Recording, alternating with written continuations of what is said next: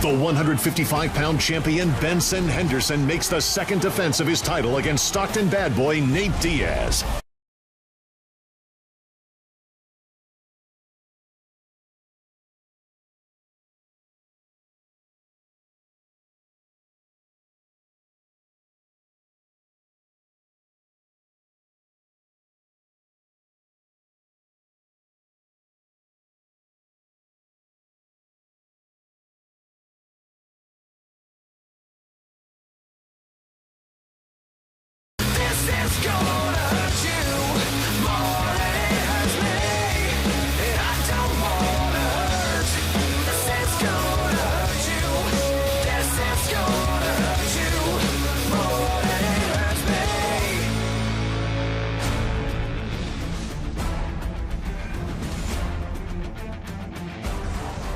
They are the stars of the show, the champion and the #1 contender. Saturday night, UFC lightweight king Benson Henderson puts his title on the line for a second time.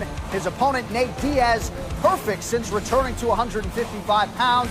He looks to cap the current run by bringing a world title back to the 209. And for the fourth time in 2012, the UFC is on Fox. We come to you live from Los Angeles, California. John Anik alongside my fine broadcast partner, Kenny Florian. And Kenny, at least on paper, this could be the best fight card ever put on network TV. An unbelievable card. You know, the card kicks off with Matt Brown against Mike Swick. Two guys who always bring it. I expect to finish in that one. And we have two legends, BJ Penn, Mauricio Shogun Rua, and two potential champs, and Rory McDonald and Alexander Gustafsson. And of course, the title fight. We have a Diaz brother involved. It's unbelievable. All right, we'll get to that main event, the title fight, here shortly, but perhaps the most intriguing matchup on the card features the return of former two-division champion BJ Penn. Here he faces one of the best welterweights in the world, TriStar Gym product Rory McDonald. You know, BJ Penn has really changed things up, John. He stayed in Hawaii for his training camp. He brought in an unbelievable amount of training partners. Excellent training partners for this fight. We've never seen that kind of training camp. He changed up his trainers. And Rory McDonald, this kid is only 23 years old. You look at him right there. Looks like a nice, clean-cut kid. When he gets in the cage, he is an absolute assassin, and he really wants to beat up BJ Penn. When people talk about future UFC champions, they usually begin that conversation with Rory McDonald. Yeah. Certainly a big test here this weekend. Well, the main event, the UFC Lightweight Championship, Benson Henderson versus Nate Diaz.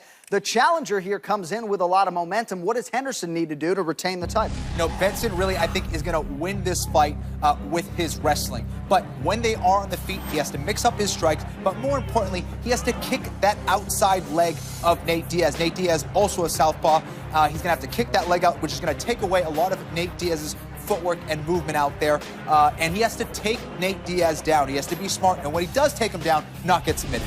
So Nate Diaz 3-0 since making his return to lightweight, and really of late has looked the part of one of the best fighters in the world in any weight class. Well, Nate Diaz is now really using a lot of strategy when he fights. He's using his brain out there. This is a mature and complete mixed martial artist now. He always had the skills, but it's all coming together now for Nate Diaz. Nate Diaz seems to be smack dab in the middle of his fighting prime right now as he sits on the cusp of what is his 17th UFC appearance. All right, it is time now to send it to the third member of our broadcast team. Ariel Helwani is on the ground in Seattle, Washington. He has more on tomorrow night's title tilt.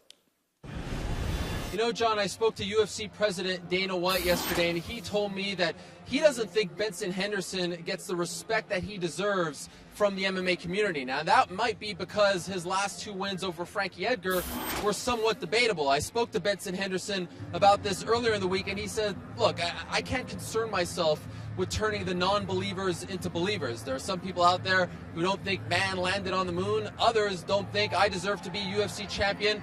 So be it. Well, a big win over Nathan Diaz tomorrow night here in Seattle certainly would go a long way for Benson Henderson. And for Nathan Diaz, a win tomorrow night would really separate himself from his brother Nick, who has never held a UFC title.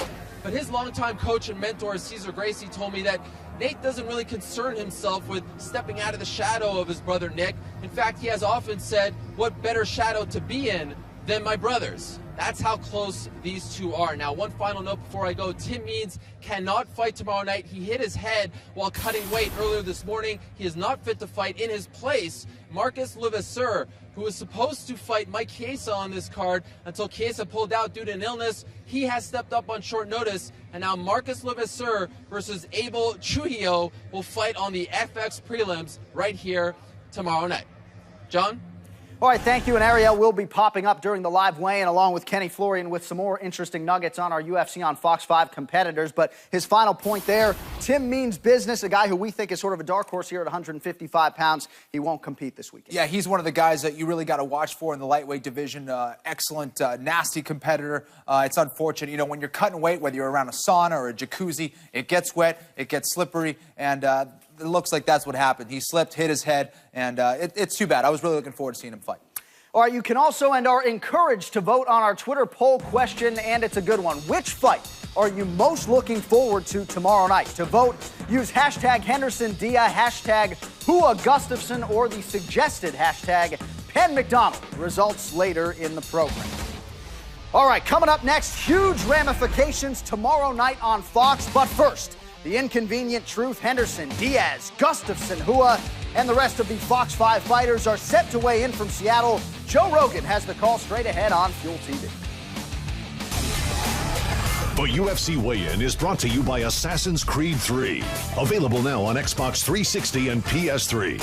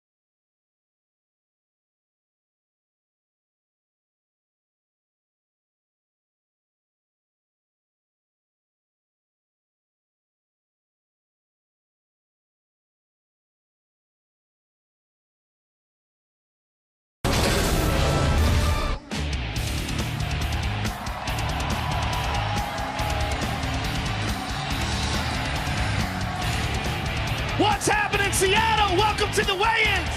Ariane, Dana White, without him, none of this would be possible. Joe Silva, best matchmaker on the planet. And Burt Watson, babysitter to the stars. We got an amazing card for you, ladies and gentlemen. The best card ever on broadcast TV. And we're starting things off in the bantamweight division. Scott Jorgensen versus John Albert.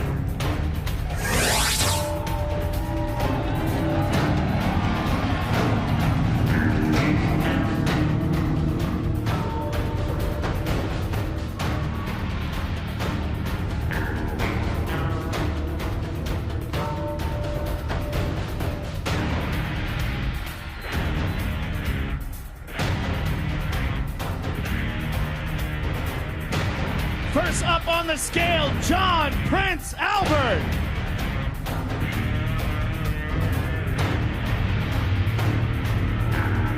$136 even. $136.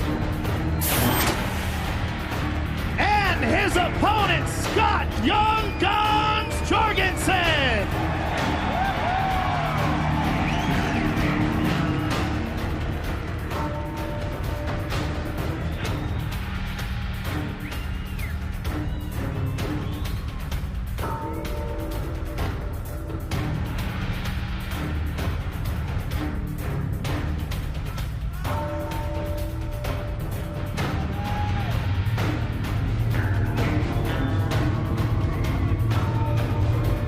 $135.2 for Scott.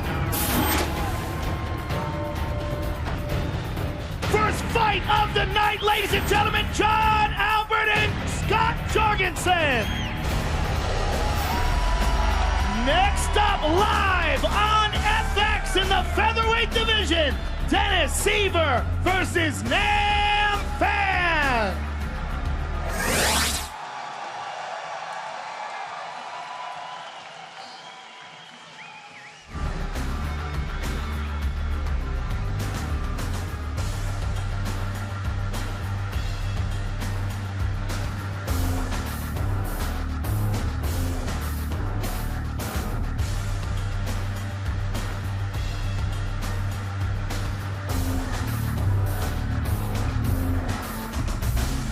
Bam, 145.4. 145.4 for Mr. Bam. And his opponent, Dennis Seaver.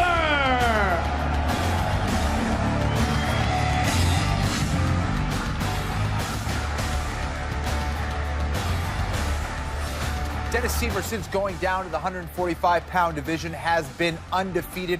You want to watch for his spinning back kick, which he's very well known for.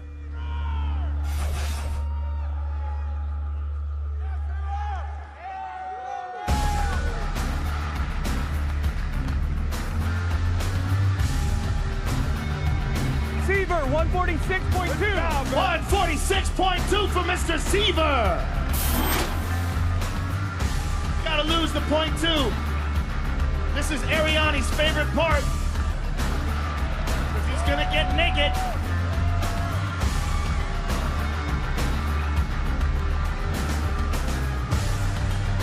Look at Ariani run.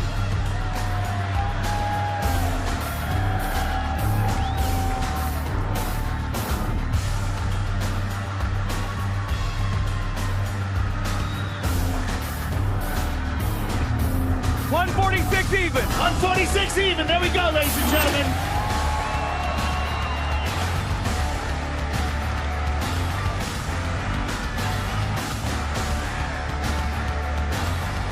The coast is clear, Ariani. Come back.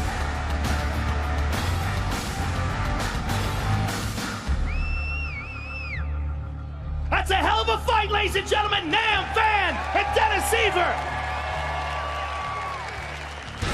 Next up in the lightweight division, Marcus Levasseur versus Abel Trujillo.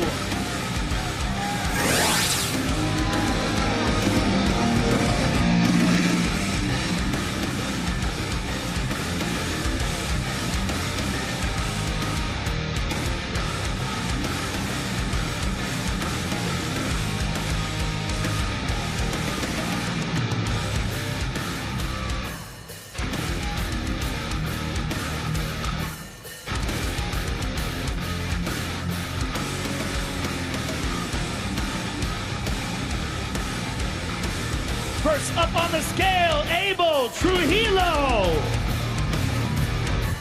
155.4. 155.4. And his opponent, Marcus Levasseur.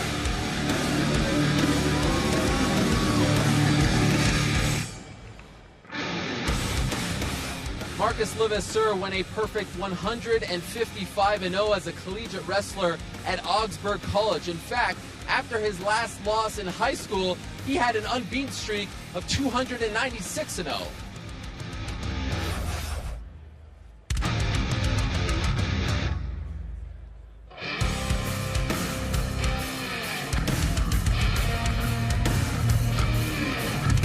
$155.4. 155.4.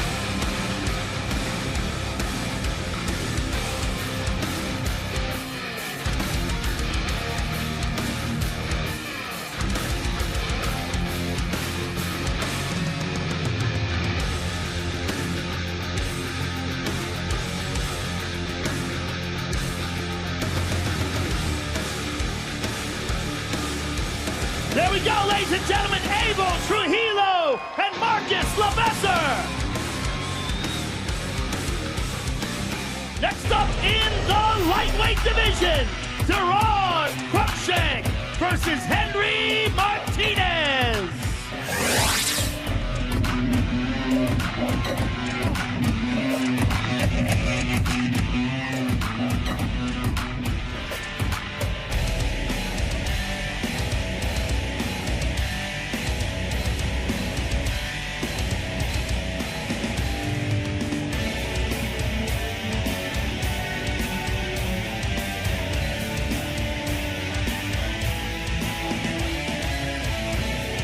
First up on the scale, Henry Martinez.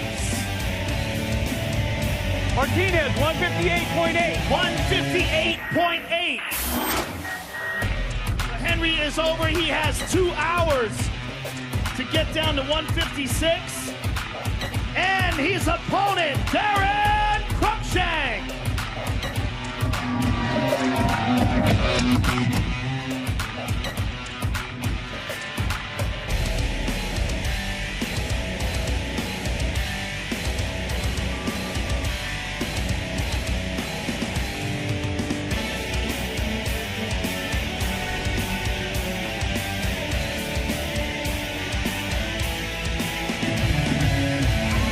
For me, sir. 155 even. 155.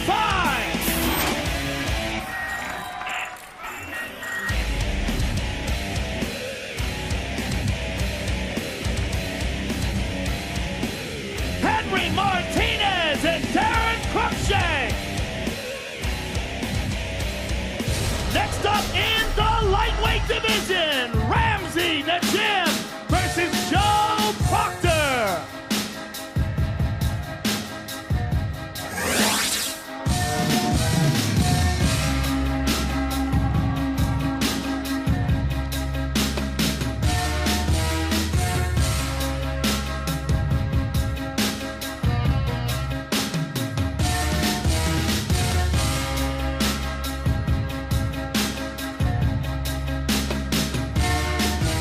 First up on the scale, Joe Proctor. 154.6. 154.6. And his opponent, Ramsey Najim.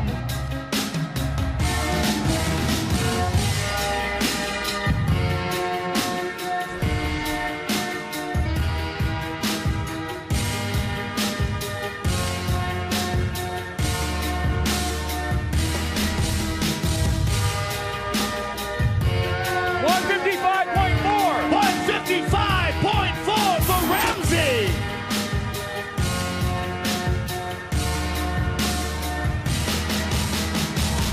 Joe Proctor and Ramsey Najim, ladies and gentlemen. Next up in the bantamweight division, Rafael Assunção versus Mike the Hulk Easton.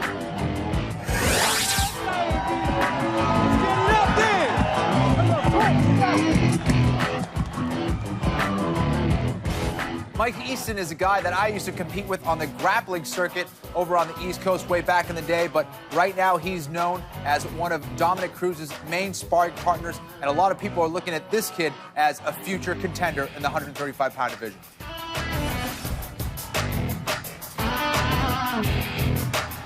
All right, stand still up there, young man. 135.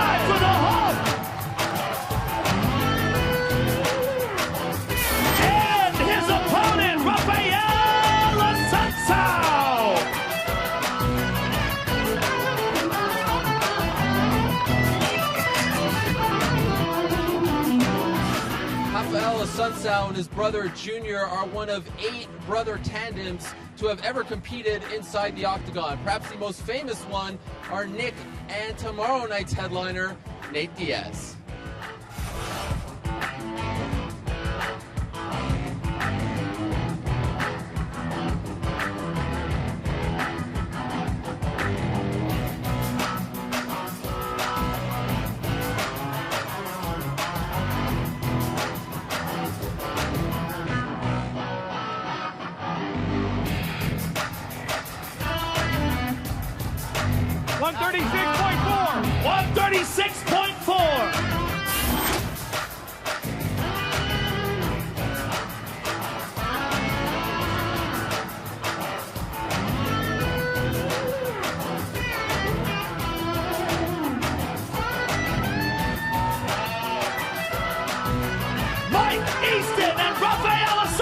Ladies and gentlemen, next up we got a barn burner, ladies and gentlemen. Eve Edwards versus Jeremy Little Heathen Stevens.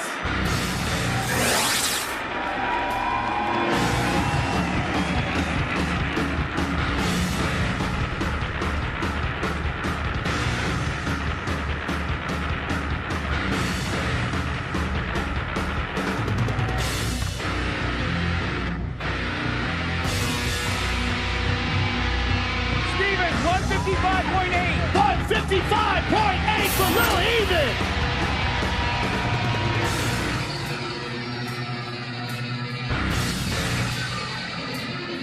And his opponent, Eve Edwards.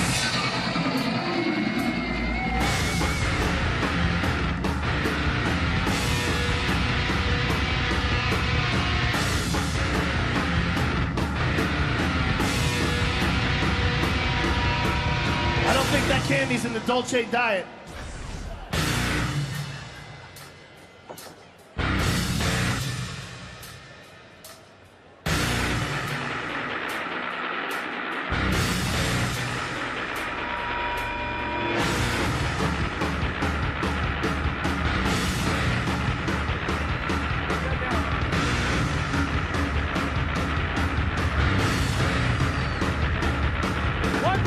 Even. 155 for the Thumb Jitsu Master.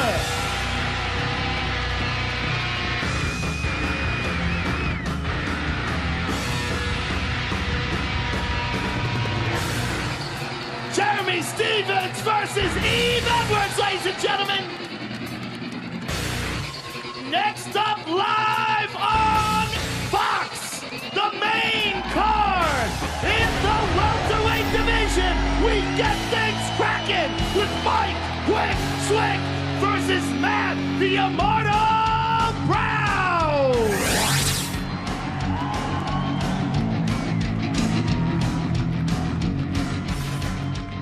Matt Brown's motivation going into tomorrow night, making Mike Swick regret not replying to a MySpace message he sent him back when Mike Swick was a member of the Ultimate Fighter 1.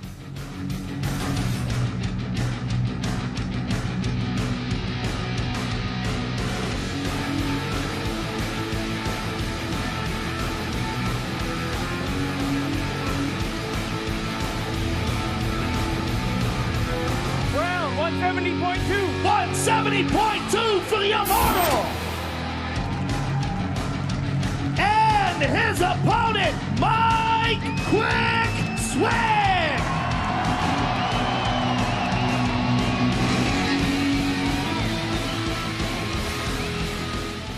I was on the first season of The Ultimate Fighter with Mike Swick when he was competing at 205 pounds. Now he's competing at 170 pounds. His last fight against Marcus Johnson, he said, was to determine whether he still belonged in the UFC. This fight against Matt Brown is to determine whether he's in the upper echelon of 170 pounders in the UFC. Their forming's a little wobbly.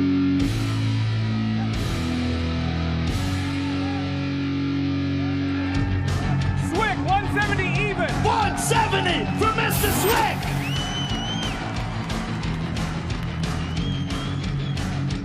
That, my friends, is an outstanding way to start off the Fox card.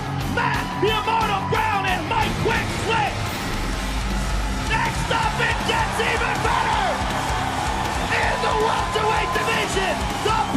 Prodigy, BJ Penn versus Rory Aries McDonald.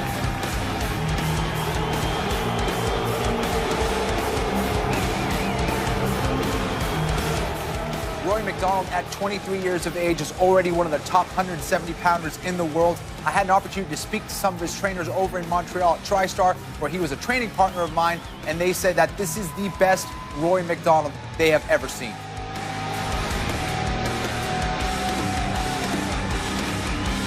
First up on the scale, one of the most exciting prospects today, Rory McDonald. 170.2. 170.2. And his opponent, the former UFC lightweight champion, the former UFC welterweight champion, and one of the all-time greats, BJ Penn.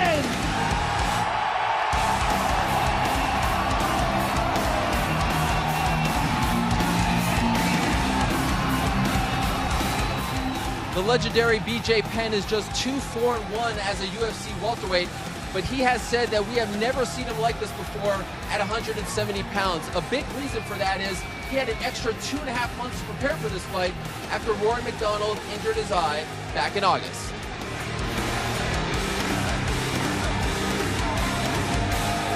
$168.2 for the Prodigy.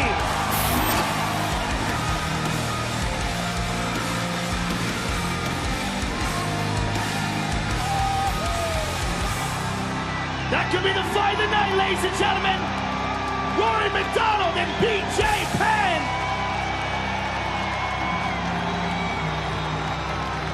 I don't think I'm gonna sleep now. And next up in the light heavyweight division, Mauricio Shogun Hua versus Alexander the Mauler Gustafsson.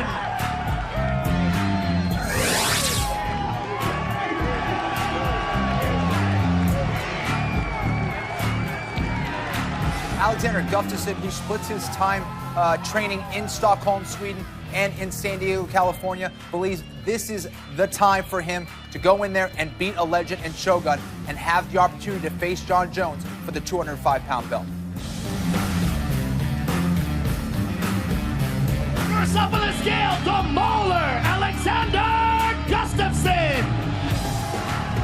205.4. 205.4.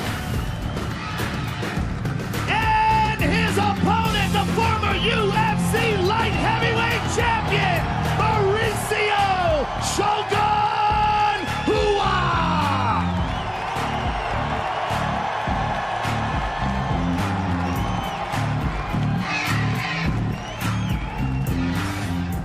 Mauricio Shogun Hua is the only fighter to knock out UFC Hall of Famers in consecutive fights.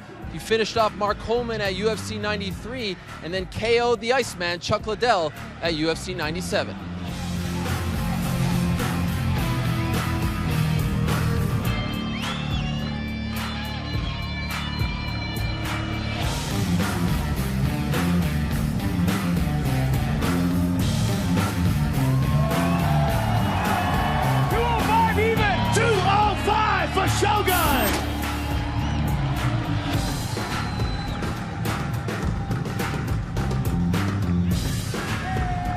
Light heavyweight madness, ladies and gentlemen. The Mauler versus Shogun. And finally, the main event of the evening. The lightweight championship of the world. Benson Smooth Henderson versus Nate Diaz.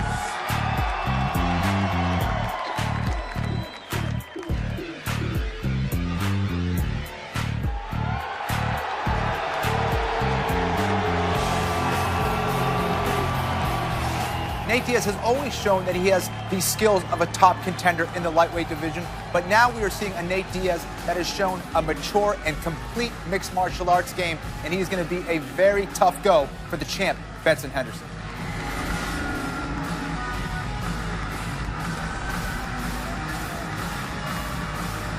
First up on the scale, the challenger, Nate Diaz.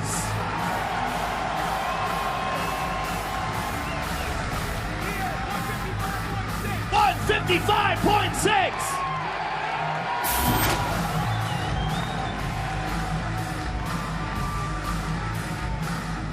And his opponent, the UFC lightweight champion of the world, Benson "Smooth" Henderson.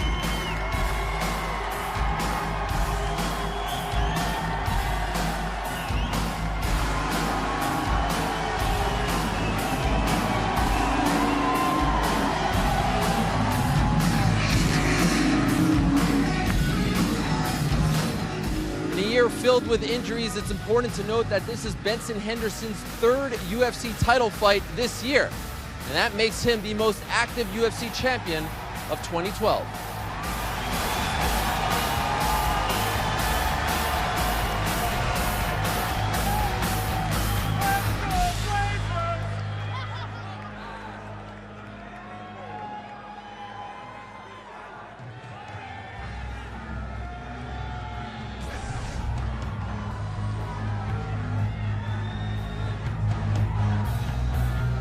$154.6 for the champion.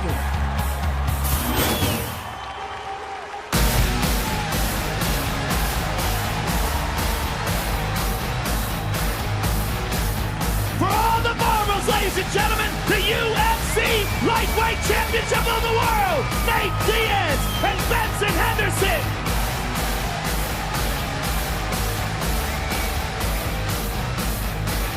And ladies and gentlemen, if you are watching the UFC weigh-in on Fuel TV, don't change the channel. There's plenty more coverage to come with John Anik, Kenny Florian, and Ariel Helwani. So let's send it back to Los Angeles, California for more.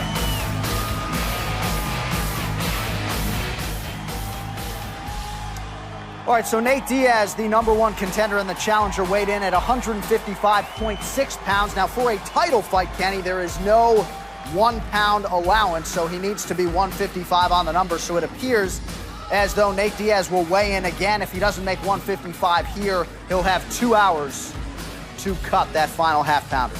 Yeah, exactly. You know, you can see Benson Henderson, the champ, made weight, no problem, was under the 155-pound weight limit. But there is Nate Diaz right there. I'm not sure if he's going to try to weigh in again and try to make that weight. Certainly, the underwear probably isn't going to be 0.6. He may have to go out there, and it looks like that's what's going to happen. He needs to go out there, go back, and make that weight.